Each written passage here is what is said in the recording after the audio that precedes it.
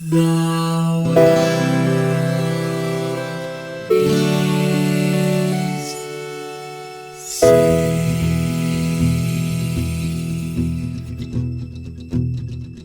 The living room's dark, save for light being cast from the big TV screen and the imminent sunrise that's teasing the one starry sky with whispers of morning. Hello, George. Hello, Mr. Lyons. How are you today, sir? Other than the surprising bout of near death I was suffering from just as recently as yesterday, I'm otherwise pretty good. But How about you? Pretty good. You know, I am not near death, which I mean, always. we're all approaching death. Yeah, I mean, as T goes to infinity, death comes for us all. But what do we say to the god of death? Is it? Oh crap! Is it not today? It's not today. Yes. But I knew the reference you were making, but I was like, oh man, if I screw this up, I'm gonna have to give up like a nerd point. like you just have to sacrifice one of your nerd T-shirts on an altar, you know? Yeah, I got to take like my Sunrise Robot shirt upstairs and like slash a big hole through the middle While crying and like playing some sappy song in the background. So we played Excitebike this time. Yes, we did. And I think so. You suggested this game, and it was one of those games that like I'd had deep in the recesses of my mind of like we should eventually play this game, and then I somehow forgot about it completely. And nice. This is what happens when you don't write things down, right? Like we have a list of games we might play, and somehow that one didn't make it on there. And then when you said it, I was like, yes, I totally want to play Excitebike.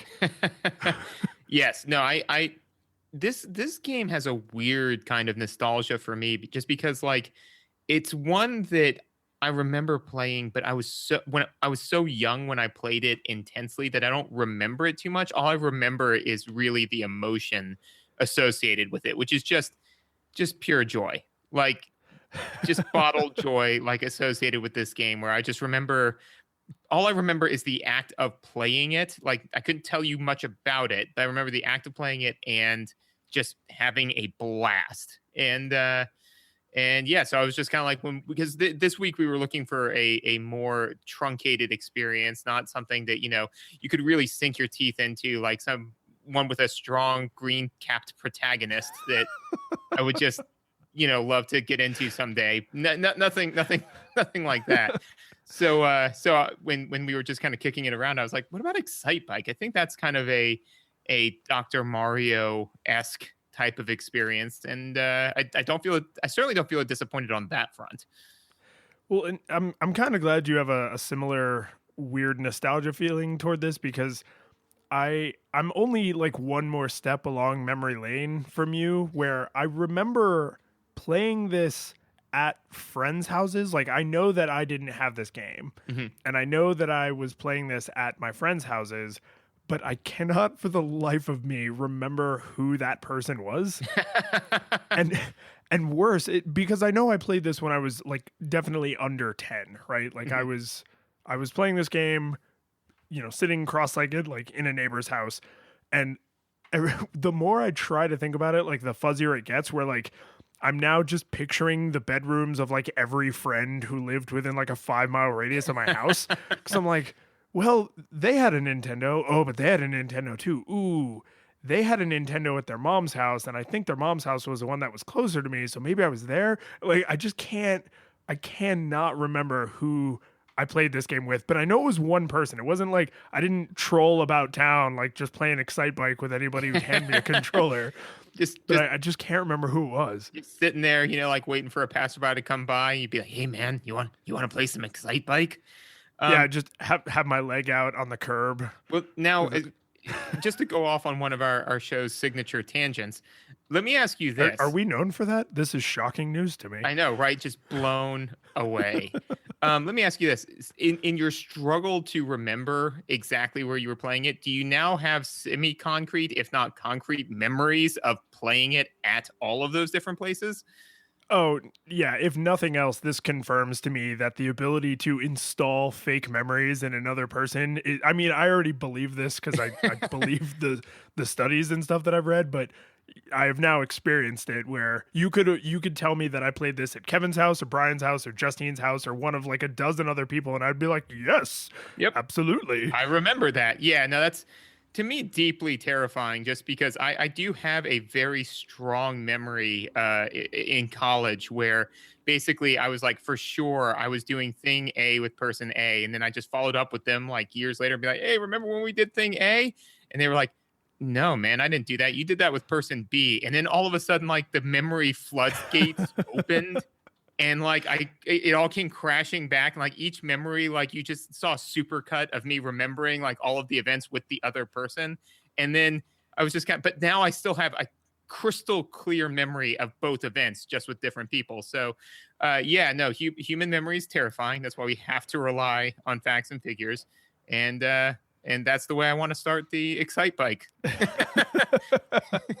Excitebike podcast. That seems. Yeah. Apropos. Yeah, I'm sure everybody's in a good mood now. Yep. They're all optimistic about where this is going. Yeah. Yeah, no, because now everybody's just sitting there like just everybody who's listening, everything you remember might be fake. So moving on, Excitebike visuals. I feel like if we ever do some nostalgia goggles for movies, we have to start every single episode like that, except for the one where we watch Total Recall. Yeah, no, we could totally do some really fun stuff with a Total Recall nostalgia goggles, like with like a nostalgia goggles within a nostalgia goggles. No, what we should do is do the entire nostalgia goggles like we've already done a Total Recall podcast. There you go. There it is. Yeah. But now we've spoiled it. Or have we? Maybe we already did it. Yeah. No, I remember that Total Recall podcast. That was a good podcast. Yeah. And you can find it at .com, right? Yeah. So this game has graphics, and like every Nintendo game, they have like 5 colors to deal with. And I super respect their ability to make reliable graphics, but I need to just jump straight to a complaint about the visuals. Go for it. Did you, at any time while you were playing, did you actually look directly at the audience? No, because like in the Doctor Who episode where he says every time you see something out of the corner of a mirror, it's the one of the family, right? That he put there. I didn't want to look directly. I think like my brain knew not to look directly at the audience because it's like you don't want to see that, man. Like it's going to be bad. But it's just, I mean, it's woefully underwhelming because I mean it's just like rectangle body, square head, and then just lather, rinse, repeat 1,000 times across the entire back of the screen. So I mean, you're not supposed to be looking up there. You're supposed to be looking at what you're doing. But man, if you just take a second to like raise your eyes up, it's like, wow, that looks terrible. Well, I think it's because if I remember correctly from my Excitebike lore, is that it all happens in Cronenberg universe from Rick and Morty. So they're all Cronenberg Excitebike fans. So we're gonna go off on another crazy tangent here, but this one's shorter. So. Apparently, there's a beer brewery called Cronenberg. Oh, well, we have to go there. Well, I mean, it's spelled differently. It's obviously not the same thing. Oh. And I'm thinking that's how it's pronounced. I've decided that it is because it makes the joke funnier. But I use a smartphone app called Untapped, and it's supposed to be like a dumb social networking thing for beer. I don't care about any of that. I use it because human memories are fallible, as we discussed earlier, I think. Or did we? So I just use it to like log, like, oh, here's a beer, here's about how I felt about it. So if I am ever struggling to order something, I can look at things that I've ordered before. Well, this one was from like Cronenberg Brewery, and when you log it, you can put in a like a little comment or a quote about it because it's supposed to be like a social network. Mm-hmm. And I don't know if anyone follows me on there. I don't think so, but I put as my comment for that beer, wow, Morty, I really Cronenberged up this beer, didn't I? Yes, that is fantastic. And that's yeah, we should check that place out because I would just love to be like, oh yeah, no, I went to Cronenberg Brewery, and then fairly confident it's either in Canada or Germany. Well, I mean, we could still go. it's too bad we didn't do that when we went to Germany. Wait, we went to Germany, right? Yeah, I have photographs, I think. Yeah, sure. Or did we? Anyways, so the visuals for me, and this kind of so first of all, I didn't realize this when I was younger, especially because I think the games that I played on the NES and then subsequently on the Super Nintendo were kind of all over the place. Like, for instance, like, you look at Excitebike and you compare its visuals to like Super Mario 3, it's almost like they're on different platforms, right?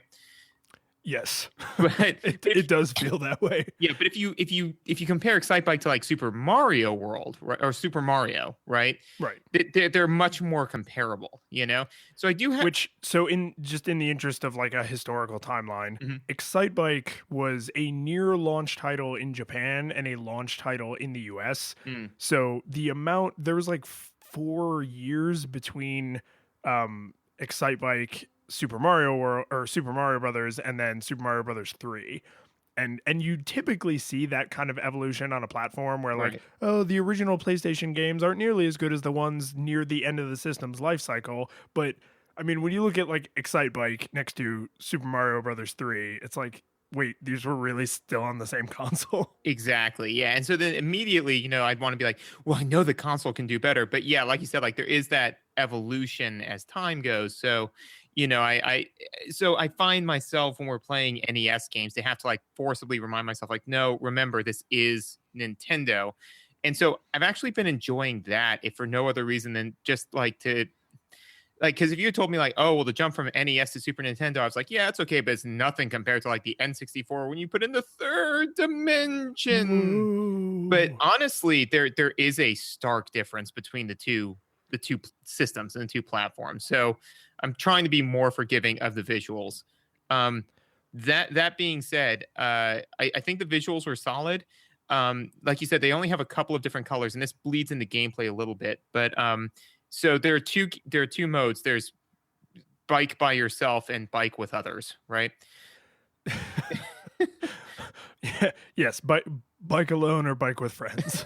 Right. So I tried both, and with bike with friends, I think is playing it a little fast and loose because it's they kind of all hate you. Yeah, and no one had more beef with me than Purple. I do not know what Purple's deal was. I don't know why Purple had some issue with me, but Purple and I did not get along at all because every time he just decked me off of my bike. And so, like you said, like there's only like however many, like 5 real colors that they can use. And so when you're driving through, they recycle those colors. So it's a different like sprite technically, but to me, it was just always Purple, man. Purple.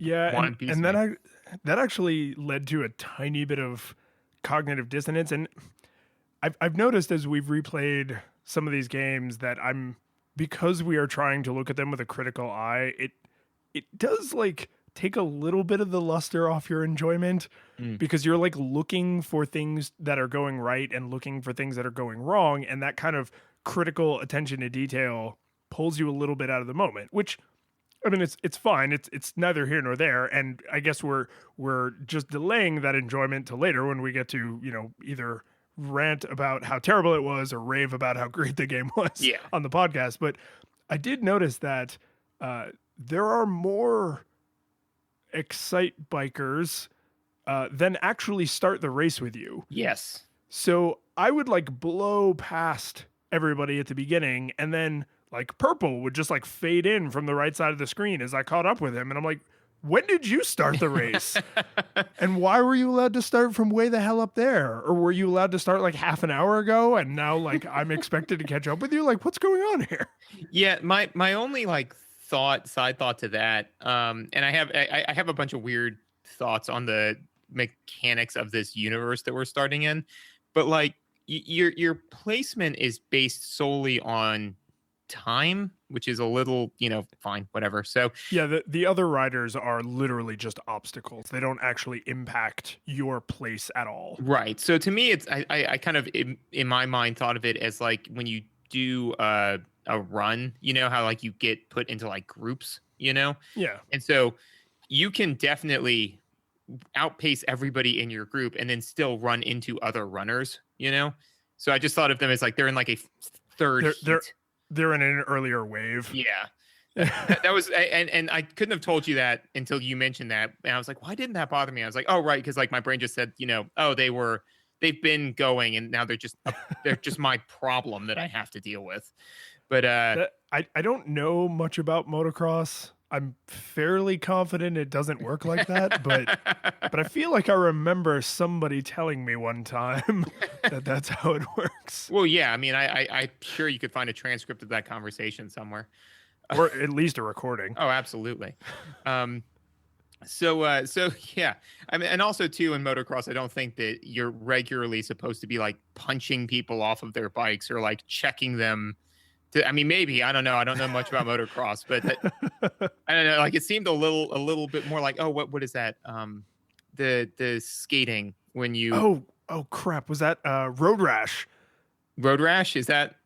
Oh crap, I think it was where it was like you could pick up like chains and stuff. Yeah, and like wail on people. Oh man, we're gonna have to play Road Rash eventually now. It's done. Sounds good to me, because it's gonna be a masterclass in comparing that to Excitebike and just being like, it's like Excitebike but on steroids. It's like Excitebike, but the violence is built in. So we do try to keep each podcast as standalone. So I won't harp on this too long. But one thing that I was super excited about was I was always very clear on which plane I was in. And after some other games that we've played, that's become a lot more important to me. So that was nice. I did think that like they did a good job with the visuals in the sense that like when I would hit down, like there was a very distinct animation of me like going down and then me shifting down, and that was clearly in, you know, row 3 and whatever. And you cannot screw that up. Right. You can't screw it up, and whatever obstacles are in that row are clearly defined in that row. You know, like there was no point where I was like, oh, wait, is this in, you know, row 3 or row 4? It was like, I always knew exactly what obstacles I was going to be dealing with and where I was.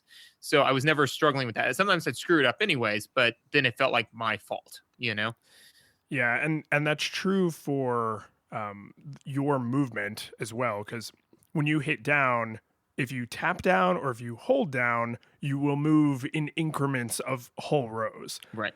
So if you hold down long enough to travel one row, you will move exactly one row. If you tap down, you will move exactly one row. So it, you know, and likewise for up, obviously, but it's nice to see that kind of clarity in a game like this, because they could have easily made obstacles that span multiple rows. They could have made obstacles that were like kind of bled over, like, oh, this one, the graphic only looks like it covers one row, but it's really that row and kind of the one next to it. And like they could have done lazy things like that or annoying design decisions like that, but they were like, no, you're always gonna know where you are. You're always gonna know exactly what's in front of you, and if you move to another row, you will pass that thing, right?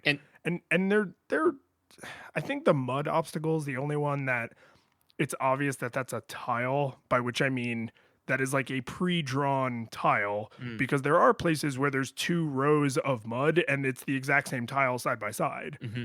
But that still reinforces like, oh, okay, so now lanes 3 and 4 have mud in them, and if I move to lane 1 or 2, I won't hit the mud. And I may be wrong on this, but is there ever a situation where it's lane 1 and 2, or is it always 1 and 3 or 2 and 4?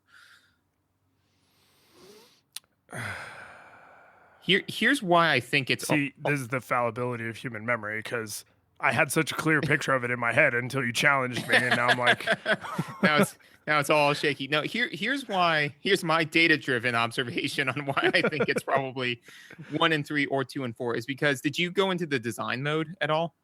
Oh, yes. Yeah, no, right? Because that to me was one of the things I remember having the fondest memory of. But when I went in there, I just basically created a course where I was like, put in A obstacle, put in B obstacle, C, D, and just went through the whole thing.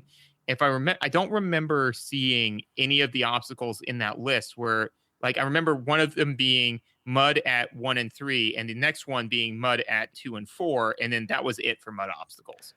You know what I think I might be picturing is it's not two muds in the same X axis with 2 in the Y axis. It's 2, so horizontal. it's like X3 and X4 have mud. So the first time you see mud, I think it's just a 1 slot, and then later in some of the later tracks they do 2 slots. Maybe. Yeah, maybe. Yeah, I don't know. Yeah. I mean, like I said, like it's, but yeah, I mean, again, in defense of the visuals, it's always very clear, and I don't know if the system had the power to do something as great as gradiented. Yeah, sure. As like to have, because there's 4 slots, there's 4 lanes, right? I don't know if they even had the power to do a non-lane based system where you could just travel almost continuously, but I'm really glad that they didn't, because again, you know, it to me it's like the goal of this is to dodge obstacles, go fast, dodge obstacles, jump high, right? Like that's like the core aesthetic. So having something that worked on like a seemingly continuous, right, system as opposed to one that's like quantized at 1, 2, 3, and 4, to me would almost conflict with that aesthetic, because then you would always be wondering like, oh, am I going to clip this? And that would just be kind of a pain. So, and I'm pretty sure they could have done what would have appeared to our eyes as a gradient, even though, I mean, they're pixels, so there has to literally be a cutoff somewhere. But I think they could have done things that would have appeared as a gradient, but for mechanics reasons, which, I mean, we're really straying into mechanics here, but for mechanics reasons, they decided not to, which I'm with you on. Like, there's very little benefit to the player to saying, hey, you know, this game about dodging obstacles, we've made it harder to tell where the obstacles are. right. Like, that's not, maybe you have like an advanced mode or something, like in a more modern game where it's like, now the obstacles are harder to see, or now they're invisible and you have to just remember where they are or something like that. But I mean, a game like this in this era, you kind of expected it to do what it says on the tin. And it's like, if that's where the mud is and I'm anywhere but right there, I'm not hitting the mud. Right. And because there were a couple of times when, and this strays into the mechanics, but where like I'd wipe out and I was like, I don't really know why I wiped out there. But then like given enough time, as I started to work through, I'm like, oh, okay, this is why, you know. But it was never a situation when I would wipe out like that, it would be like on a jump, you know. There was never a situation where all of a sudden I'm like, why am I moving slowly? It's like, well, because you're moving through grass or through mud or whatever. So I felt the visuals were very clear in that sense. And it does do a little spray animation. Yeah. Like when you're in the grass, you go through the mud, it does like a little, you know, debris flying up from the back tire, which I was like, oh, that's cute. I like that. Another thing on the visuals, and this kind of deals with mechanics a little bit, but another thing on the visuals that I noticed, so there's 2 buttons. There's A, which makes you go fast, and B, which makes you go faster. Right. Which I like that. I like that too, because it's like, you don't need a break in this game. Yeah. Like there's no reason to go slower, you know? Yeah. But so when I was playing, you know, single player mode, right? Just going through and, you know, I hit button A and I'm going, and I'd hit button B and it makes a different sound, but I couldn't really tell exactly what it did until all of a sudden I hit a jump and just moved off of that jump like I was just on cocaine, you know? And so I was like, oh, okay, well, I'm going faster. And it really became visually, I became aware of it when I went into play B mode or whatever, when it's you versus friends, I'd say. And when you hit B, you just start blowing by people, right? And then we hit A, you normally keep pace, right? Yeah, because they're your only frame of reference. Right. The only other frame of reference you have is the audience, which I wasn't really looking at because Cronenberg's, and the little they're a little like, I guess, whatever holes. Oh yeah, there's the photographers, I guess. There's the photographers, and there's like little poles or something like towards the top of the screen and the bottom. Oh, yeah. Like, yeah. So those are your like frames of reference, right? So when you hit B, so when you're hitting A, all of that's passing at rate A, right? And when you hit B, all of that continues to pass at rate A. The bikers move slower. So I don't think that you're making the engine go faster. I think that you're slowing down time around you. and all everybody. So I think it's a time machine. And I'm pretty sure. No, in fact, I'm certain that I read somewhere in the past that That would make your crashes far more spectacular. Because from the universe's point of view, you're hitting this thing at like an unacceptable speed. Yes, yeah, no, like all of a sudden, like because you're like, well, this bike can only go 60 miles an hour. It's kind of like how when you approach the speed of light, it's like, look, man, the speed of light can only go this fast. It's like, well, I'm going near the speed of light. So what about the light I'm generating? It would have to go fast, right? No, speed of light doesn't change. Nope. Something's got to bend, so it's going to be time. Wait, what? Yeah, so time's going to dilate a little bit. It'll be fine. You won't notice it. People around you will. And it's like, no, hang on, wait.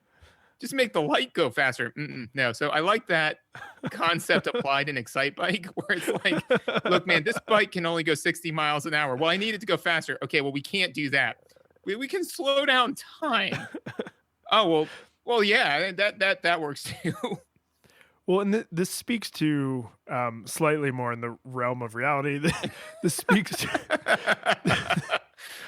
this speaks to like some of the interesting workarounds / things that were openly ignored / things people didn't realize they were ignoring in game design, because it's not like people 25 years ago were idiots. There's probably people who worked on this game who were like, oh man, when you go faster, to make the entire rest of the world move faster so that it's like a consistent experience and feeling of acceleration, that'd be super hard, or maybe impossible. Like maybe they didn't at that time have a good way to like make the Nintendo communicate that information to you. So we're not going to do that. We're not going to do that. Instead, we're going to make your bike dilate time. Yep. And everyone else will slow down and you will continue to move at what seems to be the same speed, but which will appear to be faster. Well, I would certainly believe that the Nintendo was just unable to render at the time those images that quickly. It's like the what is it? The Silent Hill series with the fog, Yes. Like how they were just like, and it's like awesome and super creepy, but it's just really hiding the draw distance. Or I just recently read that apparently when they were making, I think, Wing Commander, like basically the exit prompt. Yeah, the exit prompt. Yeah, so basically like every time it would exit, it would give like this like random error. So it said like, error 404, blah, blah, blah. And so the person just changed the error message to read, thank you for playing Wing Commander. And it's like, that's brilliant, So it's, that one's in like game design legend. And I mean, the fog thing in Silent Hill, it's like usually when in modern gaming, when we think of like, cutting it, like, oh, there's this new mechanic because the technology is there to like do VR, to do, super realistic faces, and like you can count their eyelashes and stuff. Like we forget sometimes that every game leading up to this, at the time that game was made, they probably also felt like they were pushing the boundaries of what was possible. Oh, absolutely. So when you think about like Excitebike, I mean, I don't have it up in front of me right now, but basically the only part of the screen that isn't constantly being redrawn is the like status bar at the bottom. Yeah. But pretty much 100% of the screen is being redrawn every single frame. Right. So that's that's an intense amount of processing power. Yeah, that's a lot of heavy lifting. So yeah, it wouldn't surprise me if they were like, we are literally making them feel like they're moving as fast as humanly possible all the time, which is absolutely the call, right? Because you want to feel like you're moving as fast as humanly possible all the time. And so then it's just like, well, how can we make them feel like they're moving faster? It's like, well, we can either make them default move slower so that way they can feel like they're moving faster. It's like, well, that stinks. It's like, or we can just do this like one visual glitch, which will make them feel like they're moving even faster. And I'm like, that's a win to me. Now, actually, and to speak to a mild tangent, to speak to one of the things that you're saying before, is I think that one of the things that modern gaming and modern movies both suffer from now is our ability to do anything has kind of made some games and movies lose some of their magic, just simply because, like, for example, and this is a movie example comes to mind. So I was talking with a friend of ours recently, and she was saying that, She went to go see one of the new apparently Aliens. The Aliens franchise is still making movies, which I don't know what that's about. But Oh yeah, the newest one is called Oh My God, they made another Aliens movie. yeah, actually, I remember seeing that on the poster for sure. I remember that. Yeah. Mm-hmm. Anyways, no, this is true. Oh, so but you know, she said like, oh my gosh, like 50 things popped out of people's chests, like there were just 1,000 chest exploders. And I was just kind of like, she was like, in the first movie that happened once, and then you were just terrified of it happening again. I'm like, yeah, probably because it cost a lot of money to do that effect.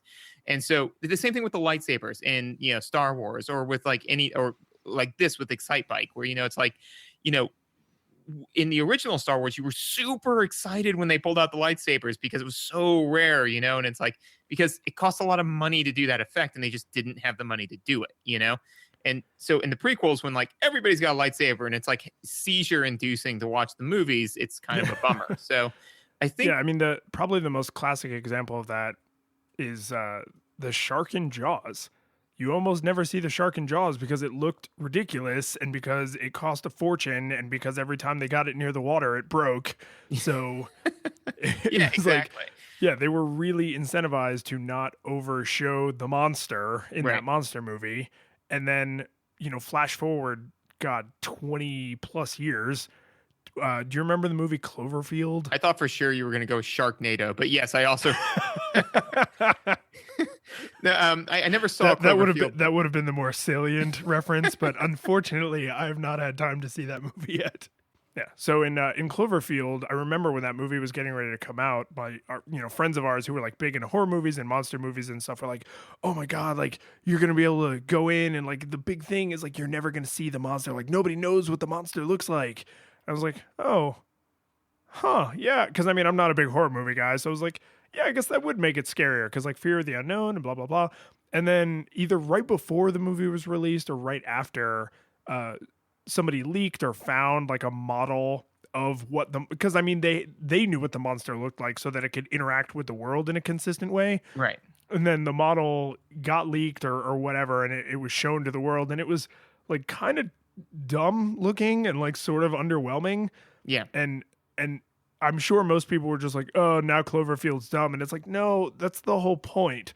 Right. The whole point is that it was like the unknown that you were afraid of, and now that you know, it is lost. I mean, it's still a giant monster that could step on you, but like now you know what you're dealing with, whereas before you didn't. Well, it's exactly the idea of like with Doctor Who, where it's, you know, you never know what's going to be in your room until you find it, and then you realize it couldn't have been anything else. It's like you're gonna make up the most terrifying thing to you in your brain. And I think that leads us nicely back into the visuals in Excitebike, which is that it terrified me to my very core. Right? Yes. Yeah. Yeah. No. So again, you know, it's an NES game. You know, the visuals. I felt that the visuals. Just to put my bow on visuals, I felt that like we said, is that they suited the purpose very well. They suited the mechanics very well, and honestly. Yes, they were underwhelming compared to like Super Mario World or something like that, you know, or I mean, certainly, you know, like The Last of Us. Like I wouldn't compare Excitebike to like The Last of Us, you know. That's very generous of you. I know. I mean, hey, I'm an altruist at heart, but that being said, I thought that I thought they were good. I thought they served the medium well. I agree. I do have this one other complaint before we jump into audio, which is your bike vibrates, which is cool because like that feels pretty realistic. Like, you know, it's a dirt bike. You would expect it to, you know, be vibrating with the powerful engine. But you don't vibrate, which is also cool because it would be really disorienting if the thing you were staring at was fully vibrating. Mm-hmm. So I get why they did that, but I just could not stop wondering what kind of like shock mount your seat is on that you are perfectly stationary when you're on this thing that is freaking out all the time. Hey man, it's a time machine. I don't think they're going to skimp on the shocks, you know? That's fair. I mean, maybe you need some kind of special shocks to travel through time. I certainly wouldn't. I mean, not personally. I know of time travel. I'm not personally an expert. But that conforms to my existing known biases to time travel. So Okay. But yeah, no, I think that I did notice that the bike did vibrate. And I didn't, but to be honest, I didn't put together that like you didn't, you know? I Um, mean, I think that was the right, again, that was the right decision because I don't know about you, but for me, I realized that I was staring almost entirely at the character's head, mhm, like as my judgment of where I was. mhm. And if And that if was, that, yeah. right, and if that thing was like blurry all the time, that would be really annoying, like impossibly annoying. Yeah. So I understand why they did it. I just like, I was when I was messing with the turbo speed and versus the regular speed, it just occurred to me. I was like, oh, huh, what am I sitting on that I am so calm and relaxed? And how do I get a pillow made out of it? Ooh, wait. Aside from the time travel argument, I might have another sciencey way to back this.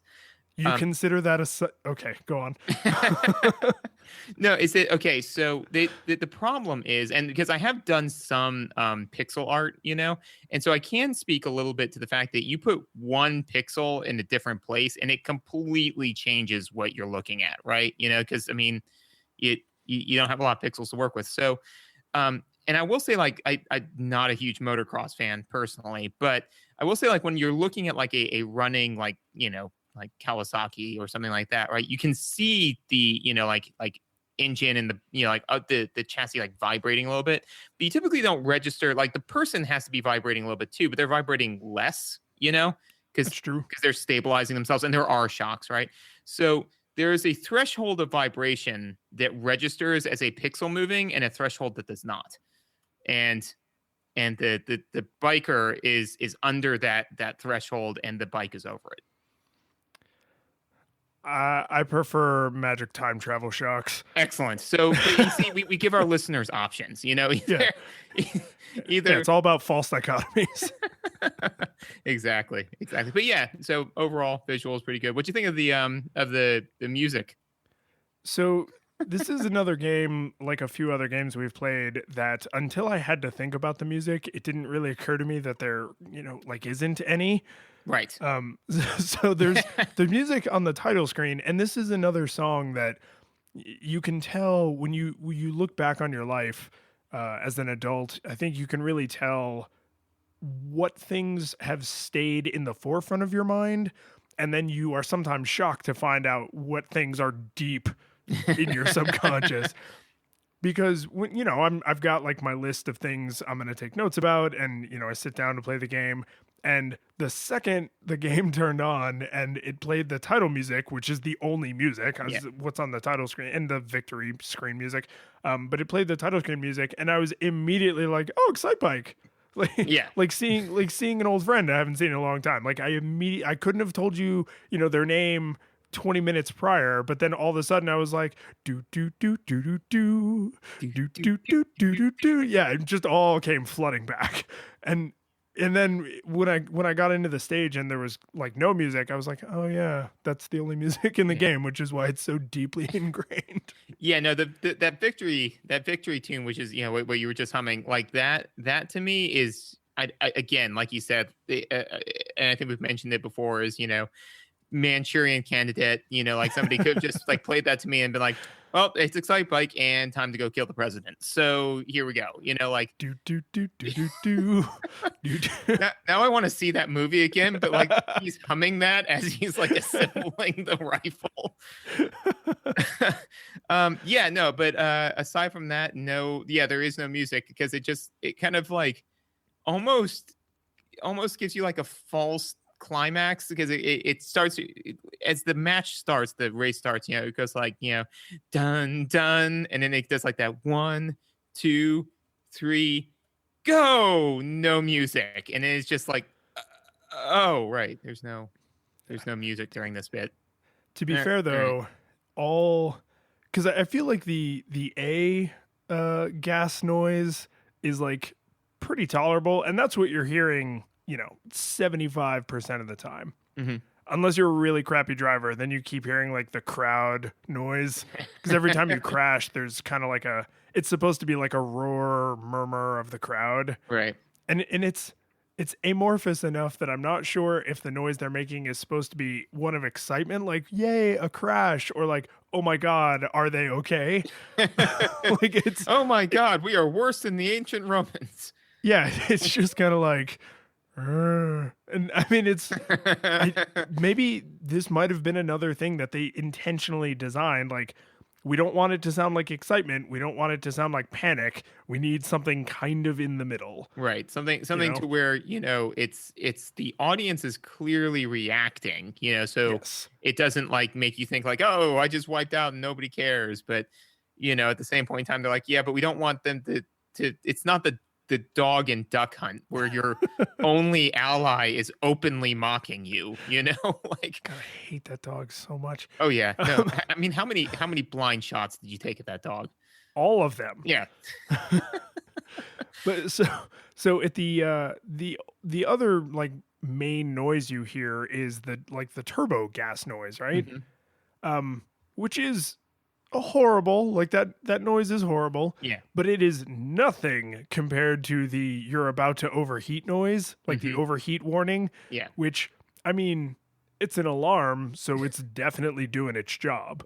Yes. No, and that's the thing is so that was literally I've got like 3 notes on sound because it's just like there's the music of which it's very memorable and very short, and then the bike noises, and yeah, like you said, it's that the one that you hear most of the time is tolerable. The one that you hear when you're hitting the time travel turbo boost is more, and then the alarm of like, oh God, it's just you either need to shut this down or it's all going to shut down on its own in a couple seconds noise, right?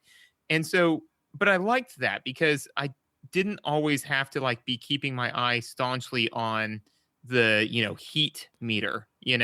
I could just you could play the game without the heat meter at all. Like the audio and the visuals each function independently. Yeah, which was great because like a lot of times like I'd just be like, I'm gonna hit this as hard as I can for as long as I can, and then like I just hear, and then sometimes I'd hear it start to do like the overheat noise, and I'd know I'm like I've still got like a 2-second count before or 3-second count before I actually overheat. I just need that extra second to clear this jump, and I'd clear the jump and then like ease off of it, So considering how fast and loose I was playing it with the turbo boost, I think I only overheated like 2 or 3 times, which I think is less a statement on my prowess and more a statement of how stark the audio was to like remind me like, hey, stop it, Yeah, no, because I mean that noise happens and then you're like anything to make that noise stop. Just yeah. What do you want me to do? Let my foot off the gas? Whatever well, it's a bike. Let my hand off the gas? That sounds weird. Yeah. But accurate. But yeah, no, that and so yeah, so I thought that the sound very adequately complemented gameplay, especially because again, when you're talking about NES games, you really like with SNES games and up, I know they had a lot more memory to play with, so they, especially with like platformers and things like that, they could play it a lot more fast and loose with like what they wasted memory on and what they didn't, so I feel that like in this game where it's about the visuals. It's about like got to go fast. This is the Sonic of the NES, right? So I think that they seem to have spent a lot of their energy, time, and resources on the visuals, and then just didn't really do a whole lot with the sound. And I'm kind of okay with that. Well, did you notice too that almost all of the sound effects are an attempt at realism, right? Mm-hmm. Like the engine is supposed to sound like an engine vibrating, and when you're pushing it to its limit, it's supposed to sound like an engine redlining, which is why it's overheating, and you can only do that for so long. And the crowd roar is supposed to sound like, indistinguishable murmuring from thousands of people. Like everything is more or less an attempt at realism, except when you go over a jump. And it goes whoop. It's like a super cartoony video gamey noise that is like nowhere in the realm. As far as I know, this memory I'm pretty clear on. I don't think I've ever been near a person that when they, and it's funny because I mean the whole game is obviously video gamey, right? I mean just like every other game, but but everything else feels like an attempt at like, oh, it's just like motocross, and you get on your bike and you have to be careful how hard you push it, and you have to land with, you know, the bike at the right angle and everything, and but then every time you go over a jump, it's just whoop. Yep. Yeah. No. Now also I want to see a supercut of like motocross, but like every time they jump, it's just that sound effect of like whoop. Especially because like normally there's a lot of them, so I just want to hear like whoop whoop whoop whoop whoop whoop whoop. It's like they're all. I would be profoundly disappointed in the internet if there is not already a video like that on YouTube. All right, no, I'm writing that down. Hang on. Visit YouTube, visit the tubes, get that video and watch it, and then giggle like a small child. You consider there's about 2 billion people who have access to the internet. There is just statistically, there is no way in hell we're the first people to think of that. And there are just so many more people with free time on their hands that you and I don't have. Like, seriously, I will be profoundly disappointed.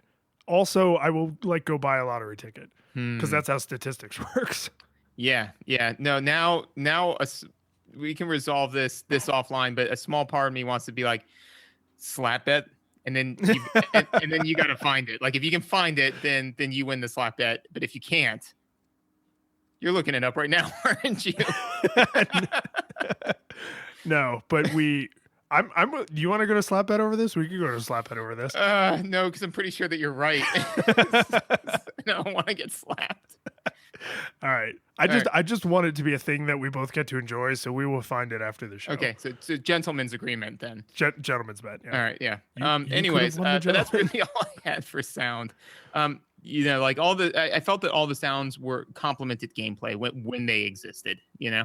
Yeah, agreed. I mean, what you would expect from a NES era game. I do think that they may have. Technologically, I think they may have been able to put some kind of simple music underneath the constant bike sound, like the engine rumble. But even if they could, let's even pretend they somehow had the full, you know, audio chip that they could have somehow devoted to two tasks. I don't think it would have really worked very well because the music is simple enough on a NES cartridge that even if you somehow could use its full power, if you then put the rumble noise over that, it would probably just sound like garbage. Yeah, no, I mean, almost certainly. And again, like, I think that was the choices. They were like, we can either do the sound effects, which, you know, let the player know what's going on in the game, or have some nonsense chiptune-y, you know, music. And I mean, like, honestly, I mean, it's possible that if they had like some good chiptune music that like people would still play the Excitebike chip tunes or whatever, you know, but I don't think Excitebike was ever going to be Mega Man or Mario level like music, you know? So yeah, it's not what any of us came here for. No, I didn't come here for, you know, like do do do do do do do do do do do do. That was just to get that right back in your head. Off top of your head. Yeah. First song came to mind. Yep. that is, for the rest of my life, that is always the first song that comes to my mind. That's fair. So controls, and I guess controls and mechanics, because the nature of this game is that the way you control it is what all the mechanics are. Yeah. To me, like we always do like kind of controls mechanics, like that's all kind of the same. Generally, they're close enough intertwined that it's kind of hard to differentiate between the two. I think the more modern you get, the more these things are divided, and this is, unless you go to, you know, pre-modern consoles, you don't get a whole lot earlier generation than Excitebike. That is true. So yes. Dividing them is pointless. But the one. No, there were two. Okay, sorry, I'm looking at my notes here. There were two specific mechanics that really irritated me, and I'll call them out because otherwise I feel like the mechanics are fairly inoffensive. Yeah. But if you are behind, like if you're further behind another driver when you interact, whoever's in the back always takes the fall. Yes. It does not slow down or cause any grief to the driver who's in front. Yeah. So you basically are 100% disincentivized from ever like rear-ending someone. Right. But this is the one time where it's not your Y plane that you're struggling, or your Z plane that you're struggling with, it's your X plane. Mhm. But if you are in a lane next to someone, you really got to think twice before you like go barging into their lane. You need to be damn sure you are just slightly ahead of them, because otherwise you're going to fall to the ground like an ass and they're going to just drive away, giving you the finger and laughing.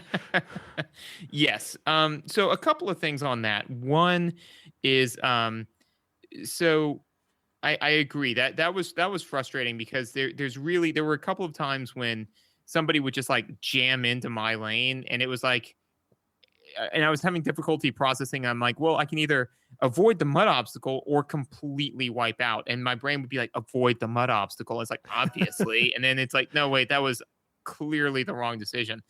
So yeah, that was definitely frustrating. But I will, in defense of that mechanic, I will say, like, the nice thing is that, like you said, you always wipe out. If you like the person in behind, they always wipe out. So then, like, if you're ahead, I would a lot of times wipe out other people, just as long as I knew that, like, I was. And normally I give it like the wheel. Like if my back wheel was fully ahead of their back wheel, then I would just barge into their lane like it was nobody's business and just slap the heck out of them, and then just like blaze off into the distance. And especially if that driver was purple.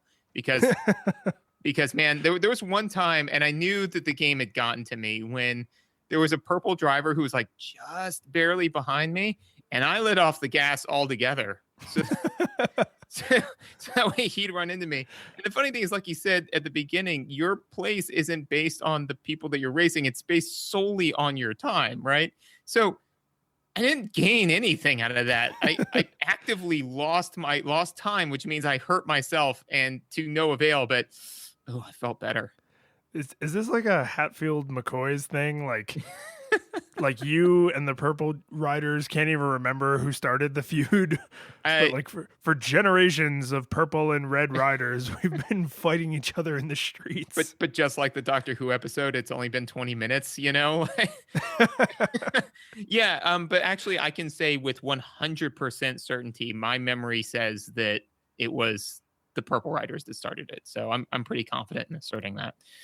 Well, and in true justice fashion, since there are no purple riders here to defend themselves, I'm going to have to give it to you as being the right person in this case. Yeah, being right is 100% a function of showing up. Yeah, mm-hmm. Yeah, that sounds right. So that was frustrating. I will definitely say that, because there were definitely a couple of times when, I would just be driving along and somebody'd be like, ooh, hey, I want in his lane. And I'd be like, well, I couldn't really have anticipated you doing that.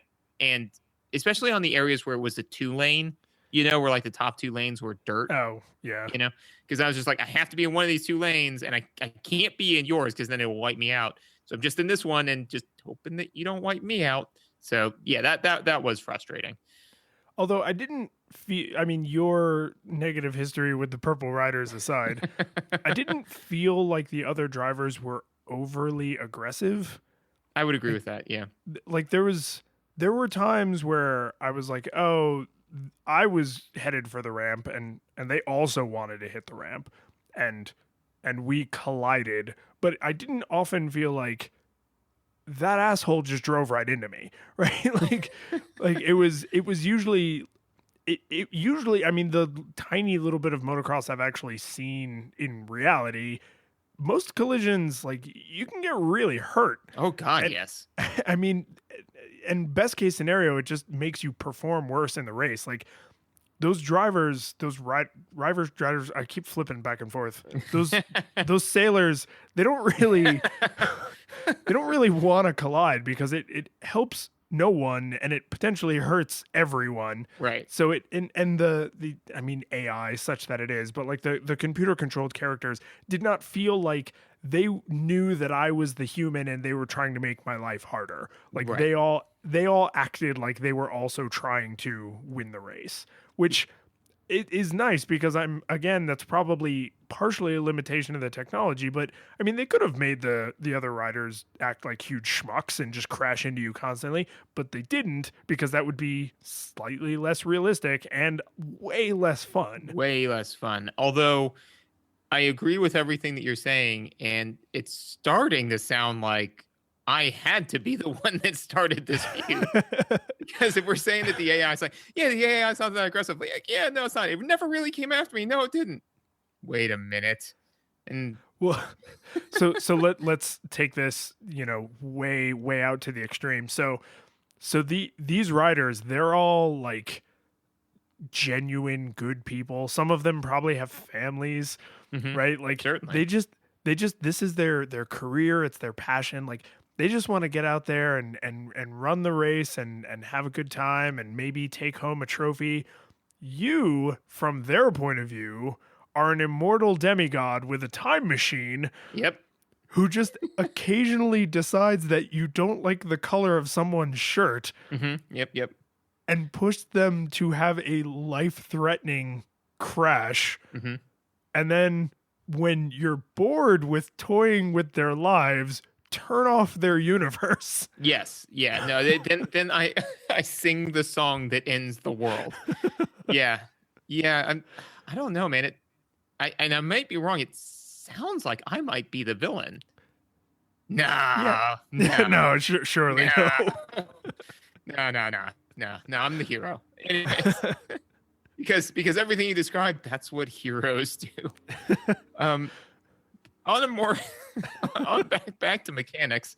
So one of the things that I noticed that I don't know when this mechanic was birthed. It may be very well this game, but little arrows, chevrons on the floor mean go faster, right?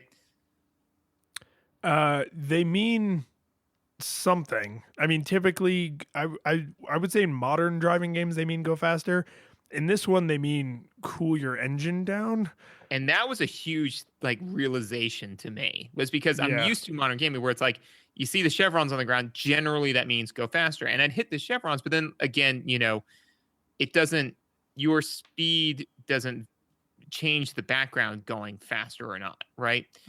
So I was like, oh well, obviously it's making me go faster, until I started playing with all of the other people's, and I was like, is this make me be going any faster? But then all of a sudden I saw it just cool my engine way down, and I was like, oh, amazing. And then if I knew, because there's 5 tracks. 5, yeah.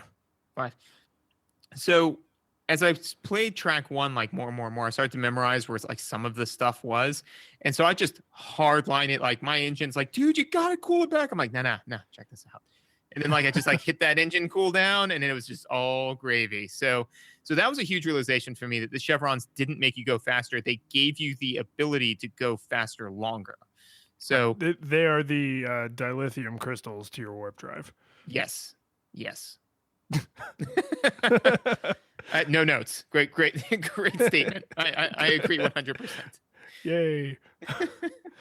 So this is I had to do something I haven't done in many other games we've played through, which is I had to dip into the internet a couple of times, because for most of the games we've played, I don't have original manuals sitting around. You just you have your nostalgia in the game and you just go for it. And a lot of my sensibilities have been tainted by modern gaming, where there are things that I've started to take for granted that at this time in history you could not take for granted, or things that were invented decades after this that there was no concept of at this time in history. And with the chevrons, I was like, they mean something, surely. But I agree with you. I didn't feel like I was going any faster, and I hadn't really put it together yet. And then I needed to look something up online about the game, because so there's a thing about mechanics I'll get into more in a minute, but I kept crashing on landings. And so I went to look something up about the controls, and it was like, oh yeah, the chevrons cool your engine down so you can, turbo more. And I was like, But then in defense of the game design, there's no sound effect when that happens, but your temperature gauge goes below the normal driving temperature. Right. So when you're holding down like the normal gas, it's at about 50%. And it never goes below 50% unless you stop, which why would you ever do that? So when you hit the chevrons, it drops to like 25%. Right. So there is actually a visual indicator that something has happened, but because I was able to rely on the audio, I wasn't in the habit of looking down there for any reason. Right. So like I was just kind of like, oh, okay, like I understand how that works out. The thing that I had to look up was landing like flush is not frequently what they actually want you to do. You are almost always encouraged to either land back wheel, like wheelie style, or front wheel, which like I'm not a motocrossalist, but I'm pretty sure a motocrosser. I'm pretty sure landing with the majority of your weight on your front wheel is not something you typically want to do. I would that feels like correct, because then so I am pretty confident that landing on the back wheel means that most of your weight would be on your legs, versus on the front wheel most of your weight would be on your shoulders and arms. And I can say from personal experience at your bachelor party that there is a stark difference between trying to do something that puts most of the weight on your legs versus most of the weight on your arms. So true story. So yeah, no, I would say that is certainly that feels counterintuitive, and also I did not intuit that. I was always trying to land on my back wheel or flush. So side note, are you not even like the least bit concerned about what bizarre mental images people are now dreaming up with that really vague reference to my bachelor party? Well, I'm actually really hoping that they're dreaming all of that up and then having trouble distinguishing that from reality. And then like going around saying like, oh man, you won't believe this, the same thing that George did at Lyons' bachelor party. And then like, the legend grows. Yes, legend. That's the word I would use to describe where people's minds will go. I mean, we were at Disney World. I don't know if that makes it better or worse, actually. Well, there were also a lot of spectators. No, that's not helping. I mean, one of us got severely hurt. No. See, this could be another running thing that we could do. Is just like every podcast, like you just give like another like clue to like what the thing was that happened, but just carry it out ad infinitum. Yeah, but out of order, so like they have to like puzzle them all together. I like that. Yep, this will be our national treasure. Yeah, just like our dedication to research, there's no way we're actually going to follow through. Oh, God, no. I've already forgotten whatever it was that we said. And in fact, I'll fight to the death that we never said it because I won't remember it. But yeah, so the way I need to put this capstone on this because the visual for it is absolutely insane. The way I learned that landing on the front wheel, the game sometimes treats as the correct thing, which to be fair, may not have been their intention. This may be like a quirk of the way the game was designed. And if you do it at the right time, you are able to exploit the game engine. Mm-hmm. But if you look up a YouTube video that's something like, like best time Excitebike or something like that, you will see some really cartoony, impossible driving where you have obviously gotten up to speeds that the game was maybe not expecting you to get up to. Nice. So like the first place time on track number 1, I think is like 1 minute and 40 seconds or 1 minute and 30 seconds. Mm-hmm. It's a fairly long amount of time. This video is 43 seconds. Nice. So, I mean, over half. Yeah, less than half, I guess is the right way to say that. Less than half of the expected, time to beat. And some of the ramps he goes over, it just flies over them and then lands on the front wheel and bounces over other ramps. Like it's just super bizarre. But there were a couple times where like after I saw that and then I went back to the game and I would come off of a jump where I had crashed trying to land flush and I would land on the front wheel instead. And I was like, Yeah, that is that sounds like it may be. I don't know how the game's made, but that seems like it might be like a, you know, as long as value X for your landing is equal to 1, like 1 is ideal, 2 is less ideal, 0 is least ideal, and it just did like an absolute value of that, and 0 is flush, you know, so it's just kind of like landing on your back is like, because they were like, that's the ideal, but then like it also means like, and you can also land that same angle forward, and it's like, well, whatever. But now I'm just picturing, because like I've seen videos of people doing like little tricks on, you know, like bikes like that where they like hop on the front wheel, you know, but now I'm picturing that they're like hopping over cars and stuff, and it's just kind of like, that's way different. Yeah, no, the game feels very like an attempt at realism until you see like a world record time for some of the courses, and you're like, oh, now it's impossible video gamey jumps. And I mean, it's still it's still fine, but you know, it's like a toddler picking up something and being like, oh, look at how strong I am. And then like the guy who plays the mountain in Game of Thrones picking up like the 1,000-year-old tree, just being like, and it's like, oh, that, okay. So when you said strong, did you mean on the same spectrum as like what that guy's doing? Yeah, because that guy, he's a little bit stronger. Yeah, yeah. Well, I mean, to be fair, though, a lot of the times when you see like speed runs, especially ones where like it's like speed runs that are exploiting glitches, they get the wildest one I saw was for Mario 64, where, you know, like Mario would like jump, and then like just like seize and spasm, and then like like suddenly like appear behind a door. I'm like, whoa, what?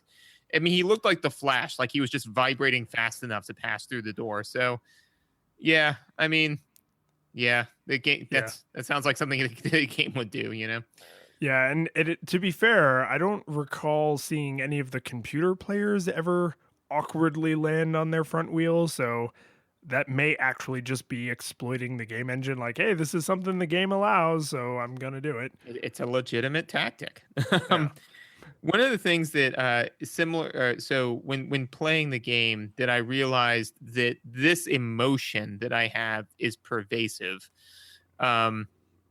is that getting wiped out right in front of the finish line. It doesn't matter whether it's Mario Kart 64, whatever, all that.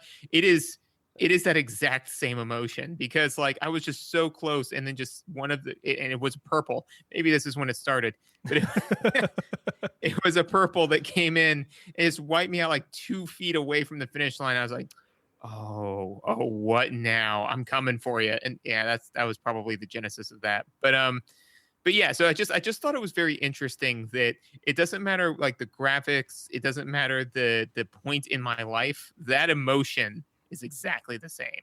Well, and Purple Guy didn't even like steal the victory from you, because you're all just competing against the clock. Yeah. So it's not even like, oh, I'm going after him because he got first when I should have gotten first. It's like, no, you just made my life harder. Yep. But yeah, that yeah, but you feel the same.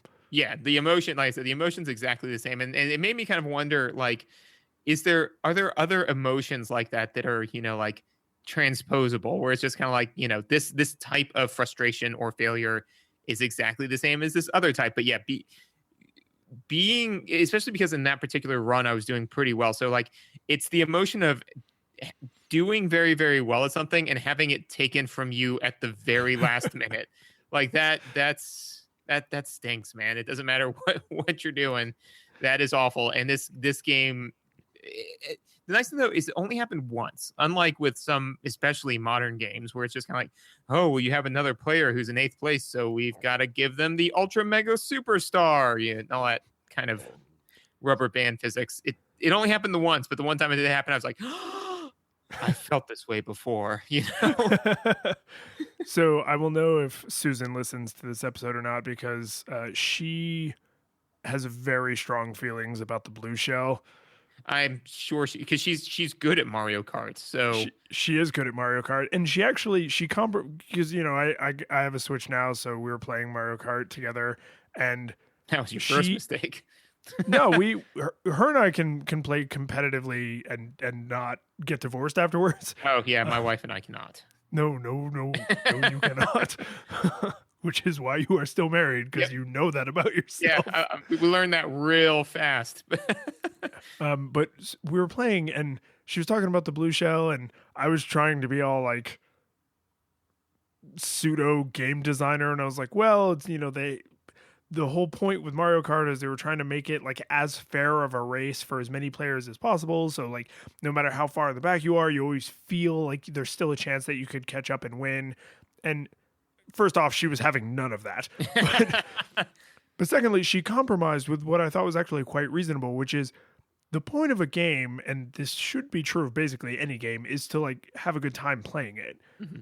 So in her mind, the blue shell should only exist when you are playing against other humans, because the computer does not have a better time when it screws you. That's interesting because I absolutely because I don't play. I mean, I played Mario 64, and then not much of the newer ones as they came out. I assumed that the blue shell only came up for humans.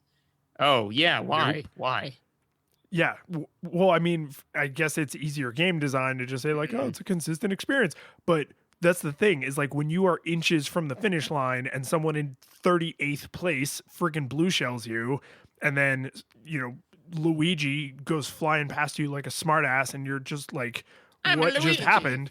Yeah, and then it's like, so the computer is at this moment at least still an inanimate object that is not happy that it won.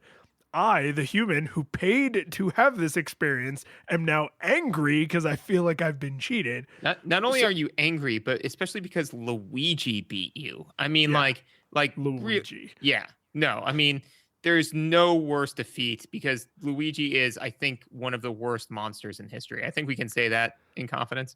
Pretty safely, yes. Yeah. So, but I mean, I think that's like an interesting argument that like this superpower that lets other people have a good time shouldn't be available to the computer. No, I agree with that 100%. So much so that I assumed that it wasn't, like I was just kind of like, oh yeah, no, when you're playing by yourself, single player. I mean, obviously it's possible in Mario Kart 6. Was it first in 64?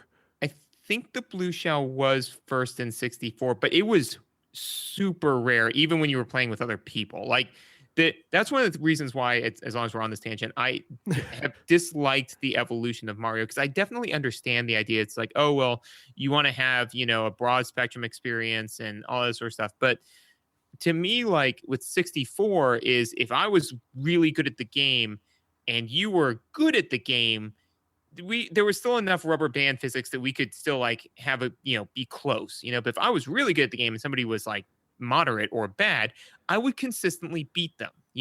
That is no longer like true. You'd expect. Right, exactly. That's no longer true. So the blue shell existed, but it was so rarely, you got it so rarely that I couldn't tell you for sure whether or not I ever got nailed with it when I was in single player mode, Yeah. But now my understanding is they give that stuff away like candy. Oh yeah, I mean, when you get to the end of especially in the higher cups or in the higher CCs, like you get to the end of a race where you were in first place the whole time and you didn't get blue shelled at least once, that is surprising. Yeah, and that one and being turned into a bullet bill, I remember, are the two that drove me the most off the wall. The bullet bill isn't. Maybe they toned it down because I know it's been in at least 2 iterations of the game, but the blue shell is the only one that I feel is like controller in the wall screaming that the game is cheating. Everything else is like, oh no, they got that power I find annoying, or oh no, they have a red shell, but I don't have anything to block it with. But the blue shell is just like, well, there's only one way to defend against this, and the defense is actually more rare than the weapon. Mm. So yeah. Anyway, Excitebike. Yeah, no. There was one other thing that I wanted to just touch. One thing I want to make sure that we discussed was the level designer. Oh yes, like that. I think we got to talk about that because that is awesome. And that's one of the things that I remember like having the warmest feelings about was just building these absurd freaking tracks, when I was younger, just like jump, super jump, whatever, boost, like all that, just seeing how much you could break it. that was just a blast. Well, so the one thing I have to say about this before we get into like what it was like to actually use it is, did you try and use the save mechanic? I did, but Did you notice? Did you notice it doesn't work? no, okay, so I did in the sense that I like saved and then immediately played the track and then like abandoned it. Like yeah. So I didn't try to. I guess the problem is I didn't try to load. So there's two interesting things with the design mechanic that don't really come across clearly in the game. One is when they brought Excitebike to America, Americans never got the hardware that allowed you to save. So in the original instruction manual, thanks Wikipedia, in the original instruction manual, there's like a note that says like, by the way, you can't save, but we didn't bother to alter the menu, Rafflecopter. And so there's a save and a load button, but they do literally nothing. And then the other thing is, if you want to put yourself into like a Sisyphusian hell, as I often do, when you open the designer for the first time, like when you just booted the game up, and then you say you want to play the game before you've actually designed a track, that track has no finish line. And thus never ends. So you are on just a featureless hellscape. And if you accidentally discover that bug when you've chosen mode A, so there aren't even other drivers. It's just you and the road, like just for all eternity. Oh, dude, that is a little brother prank just waiting to happen, Right. And you can't back out. I mean, the only way to get out of a race is to hit the reset button. Yeah, like to hard shut down the universe, basically. Yeah. No, that is fantastic. No, I mean I never had any siblings, but I could just imagine the delight and glee you could get from saying like, how about this? You know what? If you can finish this track it's a long track, but if you can finish it in under 15 minutes, I'll blankety blank. But if you can't, then blankety blank, whatever, but yes, it is long. It's like, it's long, but if you're really focused and you can get it done, and then just hand it to them and then just go away. And they're like, I don't know, man, I was racing for like half an hour. I just don't know what it did wrong. There weren't any things. So it's like, and then you could even just make it even worse because when they're like, I didn't even see any obstacles. It's like, you didn't find the obstacles? My God, what did you even try again, man? You're not even terrible close at this game. It's like telling somebody that, I remember, I think it was Penny Arcade did a comic on it where it was like telling somebody that the Wii weather app was actually a video game. Aww. Yeah, I think that it just shows Gabe where he's just kind of like it's raining in Singapore, and then Tycho's like, oh man, that's really bad. You might have to reset. But yeah, no, that would be delightful to do with with Excitebike. But no, did not know that. Did not experience that. The more you know. So tell me about the crazy track you built. Yeah, no. So the first thing that I did was I just went through, just to get a feel for it, was I just went through like A, B, C, and just like obstacles, because all of the obstacles are just given arbitrary letters, So I just went through and just did all of them in order to just get a feel for like what they all were. And then then basically it just became a series of those super ramps and cooldowns and all like in a line, so I didn't even really have to try. And then like the super big obstacles, so I could just like leap right over those. Oh yeah, no, I felt amazing. And then got bored and stopped doing it. But like. Yeah. But I mean, unless you're building something, you're gonna try and like save or share or like have somebody else like you build an amazing track, and they're like, okay, try and beat my time on this amazing track I built. Like, of course, what you do is you build like the impossible. Yeah. This track only makes sense in a world where I have superpowers and don't fear death. Yeah. Well, I mean, it's like with most games, like my life cycle with like modern games is, play it for a while, enjoy that, then like kind of go online and see if there's any like fun weirdness, and then go online and see if there's a way to break the game entirely and like basically unlock God mode. And then you play that for a couple of hours and that immediately gets boring. And then you're just done with the game for a while, because I mean, and I always feel that that's like when it comes full circle for when you like, you start off, you have respect for the designers and like all this amazing thing that they've made. And then like you get really frustrated on some minor glitches and you really wonder why they don't let you just do this because it'd be super fun. And then like, but then when you break it and become God, you know, you're just kind of like, right. And now this is boring because there is no threat of death or no challenge. And no, I get it. We are brothers now again. And then, you know, the cycle Yeah. ends. Well, if there's any Buddhists listening, I'm about to seriously piss them off. But Sweet. I feel like gods are a godlike thing as part of the reincarnation wheel, but they can't escape the reincarnation cycle. So like even though they're all powerful, only humans can escape the reincarnation cycle by achieving enlightenment. Yes, if I remember correctly, which means I probably don't. As we've established. Yeah. It's just to stay on theme because I love how Excitebike became a theme about memory for some reason. But Yeah, I wonder. I'll bet people think we pick like weird quirks we're gonna attribute to each game, but we don't. This nonsense happens in real time. yep, it's just the general insanity of our lives. But no, if I remember correctly, you are correct. That only humans can attain enlightenment and get out of the wheel. But like becoming a god or deific character person thing, whatever is, and I'm not sure if it's actually a god. I think it's more like deity-esque, you know, like like an angel. Their equivalent of an angel is like for a particularly good life led, you know, like that's the reward is that you get to be an angel for a while, you know. Sure. But it's just not one that necessarily led you to enlightenment, you know. So I mean that's nice. It's like you don't get to get off the carousel ride, but you get to be God for a while. Yeah, it'd be kind of like, you know, like if you spent your entire life acquiring material possessions and then giving it all away to charities, you know, because you actually wanted those charities to do good. It's like, well, you did really, really good stuff. Kind of missed the point of like material possessions causing desire and want, and thus, you know, like you missed the boat on that, which is what would have led you to enlightenment. But you did a bunch of really good stuff, so we don't want to like negate that, you know. So God mode enabled. Yeah, so be a god for a little while, you know, jump around doing that, and then jam back over here. We'll put you in a human again, and you can try again.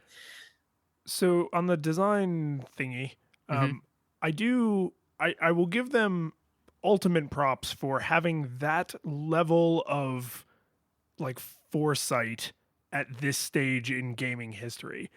Like for them to say, we are going to cut out some of our incredibly limited memory to build in like a track editor.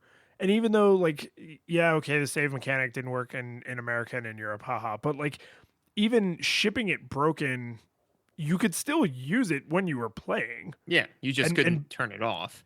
Right. And building a track, even though the letter thing is absurdly stupid. Yeah, that was pretty obnoxious. But that I think that's just a limitation of the time. Like they had to put a huge amount of information on the screen at once. And it's not like they could have a bunch of collapsing menus. That would be nightmarish.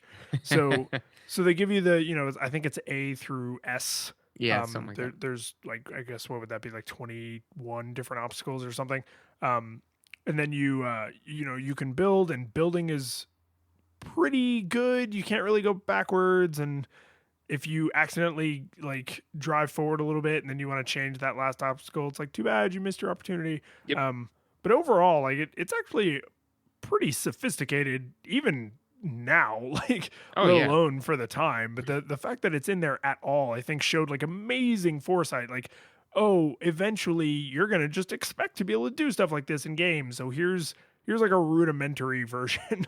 Yeah, and you would know more about this than I would, but I know that in a lot of games, like the reason why God mode and things like that exist is because basically the software developers use it to debug, you know, like to basically say like, hey, I don't want to deal with I don't want to deal with the game. I want to test like the specific thing. So, I mean, it wouldn't surprise me that they basically had this track editor and they're like, can we fit that on there? And it's like, yeah, we got to lobotomize it a little bit. And it's like, well, go for it, you know?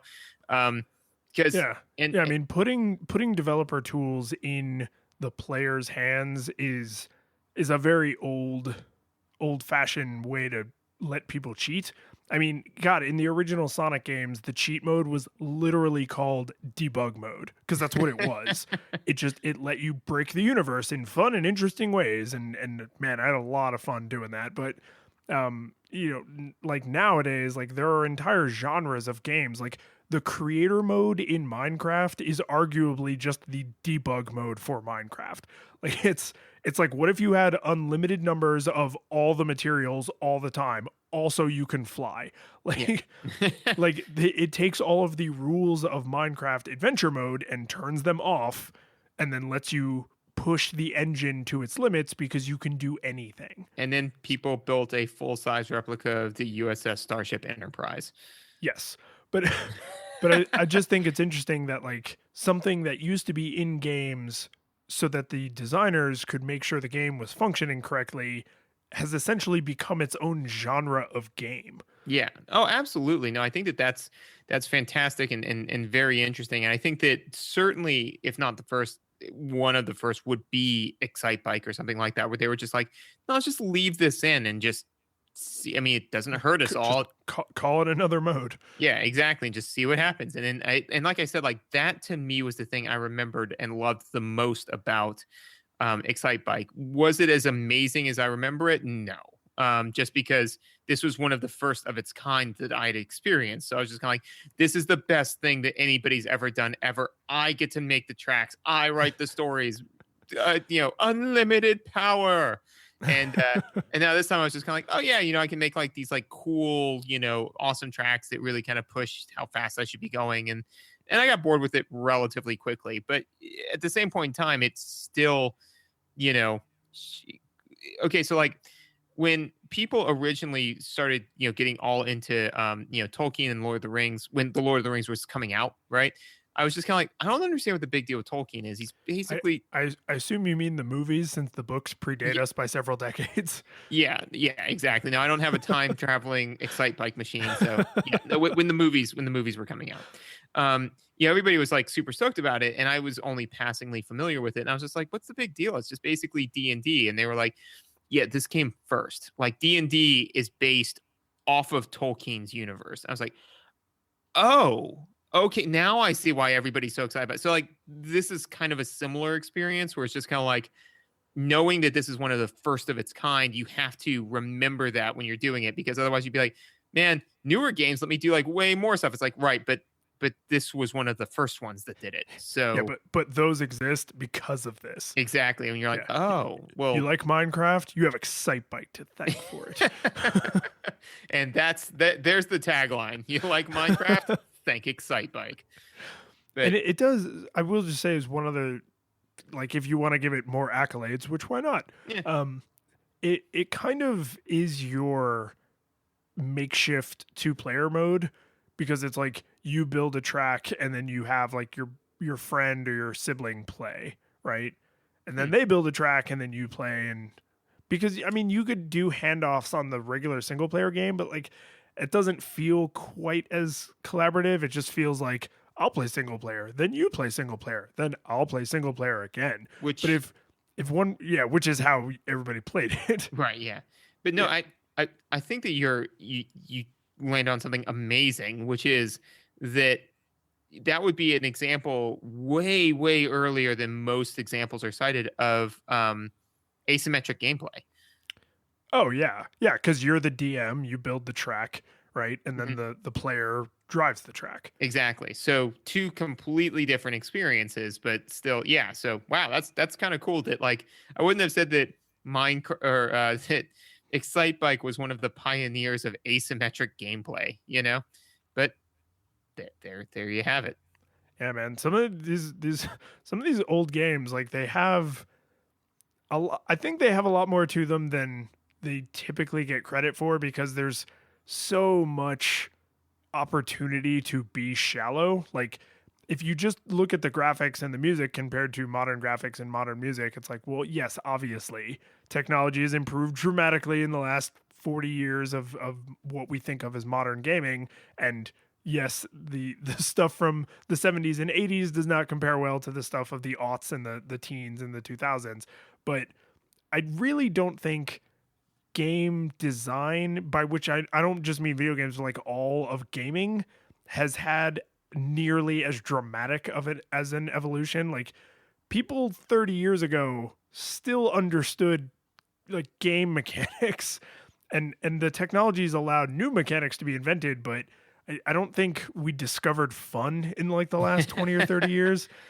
I think that for me, I would say that comparing old gaming to new gaming there's two things I think you have to take in account of. Is one, that a lot of what made some of the older games successful and some of the older games unsuccessful became canonized. So like there's some things that you see older games do that you never see anymore. And it's because it was awful and it made the game awful. And so we never do that anymore, and some things that are amazing that are like standards now, and so that kind of leads into the second thing, which is, to me, all modern games kind of have to say like they stand upon the shoulders of giants, So like one of the reasons why they're able to put so much like effort into like pushing the boundaries in this new area is because they don't have to worry about some of these like basic things that have been standardized, established, and that's just the way you do it, because they tried all of the different ways and this way was considered the best. So unless that's the thing you're trying to change and push, you leave that as is, because you don't want to like overwhelm the player. Like one of the biggest ones I know Ocarina of Time did was like lock on targeting. I don't know if they pioneered that, but I think that they were one of the first. And now you see that all the time.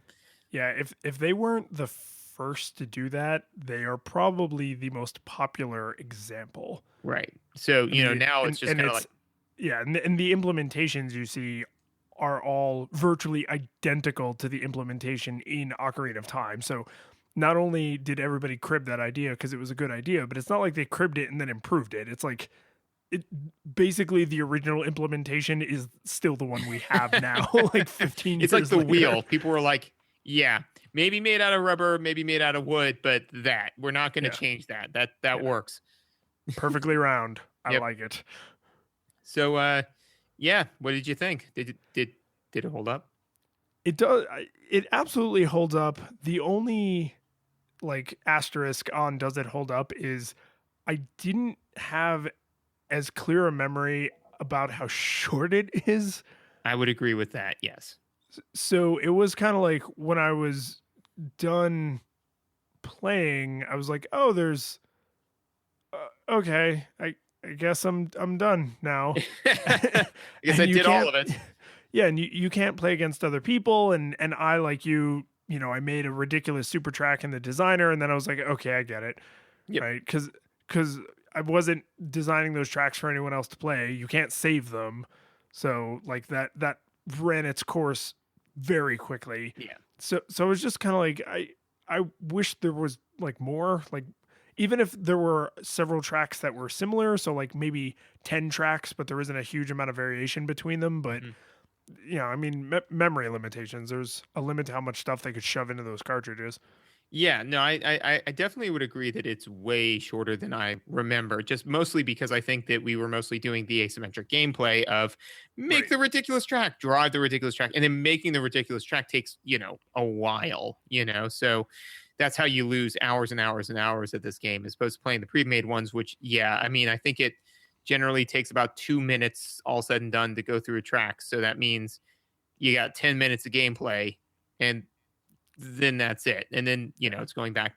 But that being said, unless you're exclusively going for time, then you don't think about the fact that you're doing the same track over and over because that's your objective. Your objective is to do the same track over and over and do it faster. And I actually did do that a little bit where because I played all of the tracks, I think like 3-4 times.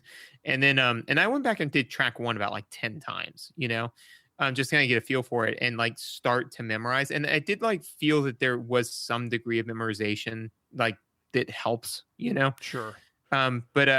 But honestly, from my opinion, did it hold up? Yeah, I think that I enjoyed playing it. I would recommend it. I wouldn't recommend it as like a $60 game. I wouldn't say like, oh yeah, this is like Fallout 4, where it's just hours and hours of gameplay. And no, it's not that. But I mean, if you can get a hold of a copy for relatively cheap, then yeah, just throw some time at it. It's very straightforward, and I think very enjoyable. Well, and the fact that all of the tracks, both modes and the designer, are available the second you turn the game on, that makes it a lot more like snackable. Yeah. Where you can just say like, okay, today I'm going to sit down and see if I can beat my best time on track 4. You don't have to do anything, right? Yeah. There's no save. There's no even like a code to input or anything. You just sit down, and if track 4 is the one you like and that's the one you think you can beat your record time on, like, go for it. Yeah. Yeah, absolutely. I think snackable is a good way to describe this game, which is it's just like if you got 10 minutes and just want to play a game, it loads up super fast. It basically just loads up and says like, Excitebike, what do you want to play? And you go like, I want to play this mode, I want to play this track, and I want to see if I can beat my time. I got 15 minutes. I'm going to blow that doing that. I did it. I did do it. Whatever. Put it down. You're done. But Which, yeah, I mean, it makes sense that it's not a huge time sink of a game because, as we've established, you are driving a time machine. The curtain falls, the music plays, the credits roll, then it all fades to black, and you're left by yourself. The fanfare is gone. There's no player 2 there by your side to share victories won. But as you slowly progress down the hall to your bed, a few great events leak back into your head from the time that you spent traversing the land, battling evil, fighting the darkness, just sword in hand.